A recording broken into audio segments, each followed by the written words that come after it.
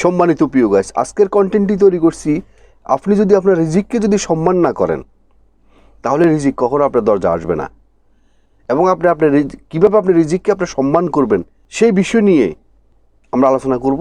এবং কীভাবে আমরা রিজিককে আমরা অসম্মান করি, সেই বিষয়ে আলোচনা করব।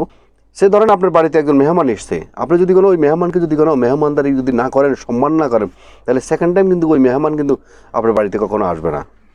এটা যেরকম, তেমনিভাবে আপনি যদি আপনার দরজা যখন রিজিক আসবে, আপনার পকেটে যখন টাকা আসবে, রিজিক আসবে, আপনি যদি সেই রিজিকটাকে যদি যথাযথভাবে মর্যাদা না করেন, সম্মান না করেন, তাহলে সেই রিজিকও কখনো আপনার দরজা কখনো আসবে না।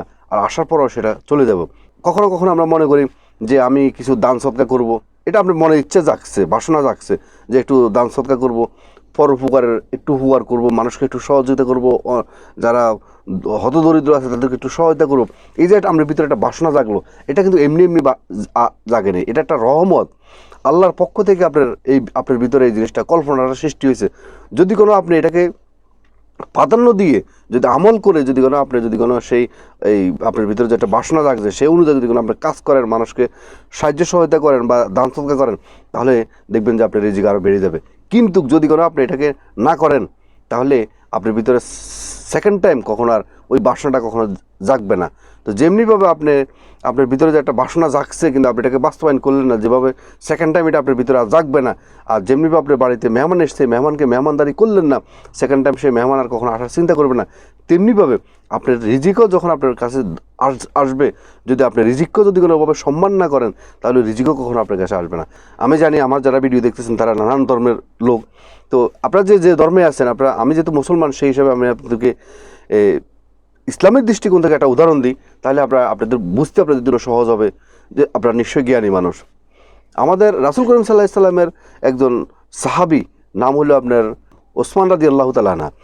উনি তখনকার সবচেয়ে কোটিপতি ছিলেন, সবচেয়ে বেশি পয়সা ওনার ছিলেন, পয়সার মালিক ছিলেন উনি মানুষকে সবসময় মানুষকে দান সদকা করতেন।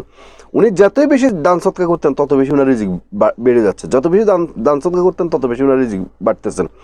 এবং কি আপনারা আরেকটা জিনিস শুনলে আশ্চর্য হবেন, সেটা হলো তখনকার সময় একটা যুদ্ধের নাম ছিল তাবুক যুদ্ধ।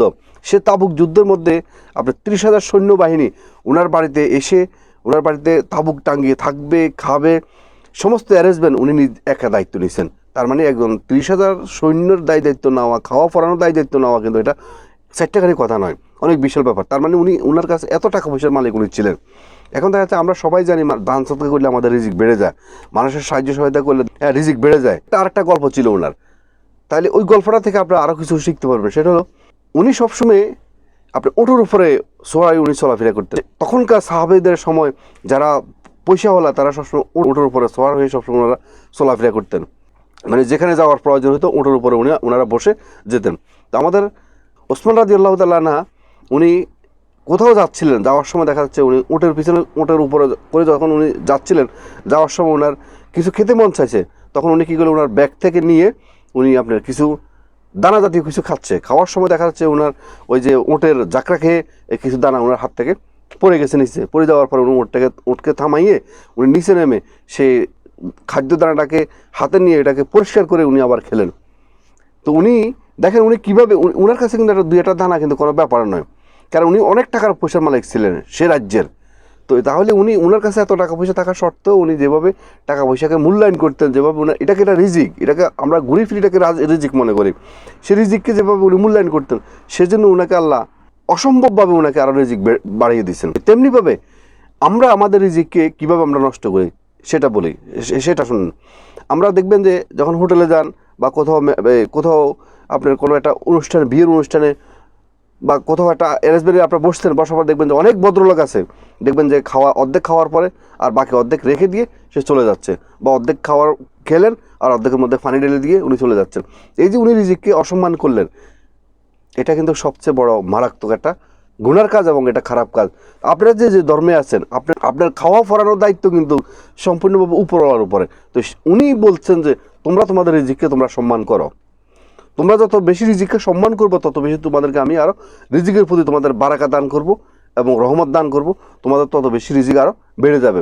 তো সুতরাং কখনো রিজিক নিয়ে কখনো হেলাফেলা করবেন না, রিজিককে সবসময় সম্মান করবেন এবং আপনার কাছে এখন মনে করেন আপনার ইনকাম হলো প্রতি মাসে 10,000 টাকা, এখন এই মাসে কোনো কারণে আপনার 15,000 টাকা ইনকাম হয়ে গেল, এখন আপনি পাগল হয়ে গেছেন, সে 15,000 টাকা দিয়ে আপনি উল্টা ফাল্টা আপনার খরচ করে আপনার খরচ করে শেষ করে ফেললেন, তাহলে এটাও কিন্তু আপনার নিজ হাতে রিজিককে আপনি নষ্ট করলেন। সুতরাং রিজিককে সবসময় মর্যাদা দেওয়ার জন্য চেষ্টা করবেন। মানে ওভারঅল কথা হচ্ছে যে আপনি আপনার চলমান জীবনে আপনি রিজিককে, অর্থকে আপনি যতভাবে সম্মান করবেন, ইজ্জত করবেন, তত বেশি আপনার জীবনে রিজিক বেড়ে যাবে, আপনার তত বেশি সম্মান বেড়ে যাবে। আপনার যে ধর্মে আছেন, কোনো ধর্মের মধ্যে একটা মানুষ খারাপ হয়ে যাক এবং নষ্ট হয়ে যাক, কোনো ধর্মের মধ্যে কোনোভাবে এটা স্বীকৃতি নয়, কোনোভাবে এটা লিখিবদ্ধ নেই। তো সুতরাং আমি আপনাদেরকে একটি কথা বলতে চাই, সেটা হলো আপনারা যে ধর্মে আছেন, চেষ্টা করবেন আপনাদের ধর্মকে চর্চা করার জন্য, ধর্মের প্রতি অনুগ্রহ হওয়ার জন্য।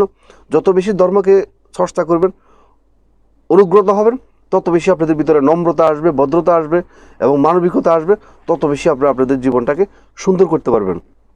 এই কথাটা এই জন্যই বলছি, আপনি যখন আপনার ধর্মের প্রতি যখন আপনার অনুগ্রহ থাকবে, চর্চা করবেন, কোনো ধর্মের মধ্যে কিন্তু একটা মেয়েকে কিন্তু আপনার উলঙ্গভাবে চলাফেরা করার জন্য বা আপনার খারাপভাবে চলাফেরা করার জন্য কোনোভাবে স্বীকৃতি দেয়নি। দেখেন আজকে যারা বোকরা পরিধান করে, ইসলামী দৃষ্টিতে যারা বোকরা পরিধান করে বা অন্য ধর্মে যারা ভদ্রভাবে চলাফেরা করে, তাদের প্রতি কোনো ছেলেদের ওরকম কোনো রিয়াকশন কখনো থাকে না। তারা সবসময় তাদেরকে মানুষ আরও রাস্তাঘাটে দেখলে তাদেরকে আরও সম্মান করে। দেখেন আজকে ইন্ডিয়ার মতো একটা দেশে একটা হসপিটালে একটা ডক্টর মেয়েকে কত জঘন্যভাবে তাকে মারা হয়েছে। বিনা বাতাসে কখনো গাছের পাতা লড়ে না, একটা কথা আছে না? কোনো না কোনোভাবে তার দোষ থাকতেই পারে, কোনো না কোনোভাবে তার কোনো অ্যাকশন থাকতেই পারে। অ্যাট্রাকটিভভাবে সে হয়তো চলাফেরা করছে, যে কোনো কারণে তার প্রতি খারাপ মানুষ তার প্রতি এই নজর থাকার কারণে তাকে আজকে অনেক খারাপভাবে, বাজেভাবে তাকে দর্শন করছে এবং তাকে পৃথিবী থেকে সরিয়ে দিয়েছে। তো আজকে দেখেন যারা আজকে যে ধর্মের হন, যারা আজকে আপনার ধার্মিকভাবে চলাফেরা করে, ধর্মকে রেসপেক্ট করে চলাফেরা করে, দেখবেন যে ওই সমস্ত মেয়েদের, ওই ধরনের নারীদের উপরে কোনো পুরুষের একেবারে বাজে খারাপ পুরুষের কখনো নজর পড়ে না। তারা সবসময় প্রোটেক্ট এবং তারা সবসময় সেফলি চলাফেরা করতে পারে। তো সুতরাং আমি আপনাদের কাছে একটা রিকোয়েস্ট করবো, আপনারা যে ধর্মে আছেন সেই ধর্মের প্রতি অনুগ্রত হন, সেই ধর্মকে চর্চা করেন। দেখবেন যে আপনাদের ধর্মের মধ্যে স্পষ্টভাবে লেখা আছে কিভাবে একজন মানুষ তার জীবনকে সুন্দরভাবে পরিচালনা করতে পারে এবং ভালোভাবে পরিচালনা করতে পারে এবং আদর্শ নিয়ে কীভাবে চলাফেরা করতে পারে। এবং প্রত্যেকটা ধর্মই কিন্তু মানুষকে আদর্শ শেখায়।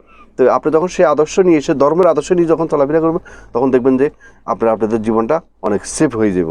কখনো কারো পরনিন্দা করবেন না, কারো পিছনে কখনো কাঠি দিবেন না, কারো কখনো দুর্নাম করবেন না এবং মানুষকে সবসময় চেষ্টা করবেন যে ক্ষমা করে দেওয়ার জন্য।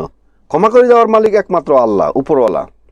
কিন্তু আপনি যখন একটা মানুষকে বলবেন যে ঠিক আছে, ওকে, যা হয়েছে হয়ে গেছে, তাকে আমি ক্ষমা করে দিলাম, দেখবেন যে আপনি মানসিকভাবে অনেকটা হালকা হয়ে যাবেন, আপনার ভিতরে কখনো আর টেনশন থাকবে। মানুষের জীবনে শুধু টাকা পয়সা, বাড়ি গাড়ি হলে কিন্তু মানুষ কিন্তু মানসিক শান্তি পায় না। যদি এমনও যদি হয়ে যায়, তাহলে দেখেন পশ্চিমারা, তাদের তো অনেক টাকা পয়সা আছে, তারা কেন আজকে সুইসাইড করতেছে? যাক, আজকে আমি সেদিকে যাবো না। শুধু এটাই বলবো, টাকা পয়সা মানুষের জীবনে সব সুখ শান্তি দিতে পারে না। সুখ শান্তির জন্য আপনার মন যদি আপনার ভালো থাকে, আপনার মন মানসিকতা যদি কোনো বড় থাকে, বড মাইন্ডেড থাকে, আপনি যদি আপনার ধার্মিকভাবে চলাফেরা করেন, তাহলে দেখবেন যে আপনার প্রশান্তি নিয়ে আপনি জীবনযাপন করতে পারবেন। আপনার রিজিক যেতটুকু আপনার কাছে আছে, অতটুকু আপনি সম্মান করেন, ইজ্জত করেন, তাহলে দেখবেন যে আপনার রিজিক আরও বেড়ে যাবে। আজকের মতো ভিডিওটি এখানে শেষ করলাম। ভিডিওটি যদি আপনাদের ভালো লেগে থাকে, তাহলে অবশ্যই একটা লাইক করবেন, একটা কমেন্ট করবেন এবং যারা নতুন, অবশ্যই মিয়াজি ফিলসফি চ্যানেলকে সাবস্ক্রাইব করে অল নোটিফিকেশন অন করে রাখবেন এই ধরনের নতুন নতুন ভিডিও পেতে। এবং যারা আগে সাবস্ক্রাইব করছেন, আপনাদেরকে অসংখ্য ধন্যবাদ। আবারও মিয়াজি ফিলসফি চ্যানেলের পক্ষ থেকে সবাইকে আসসালামু আলাইকুম ওয়া রাহমাতুল্লাহি ওয়া বারাকাতুহু।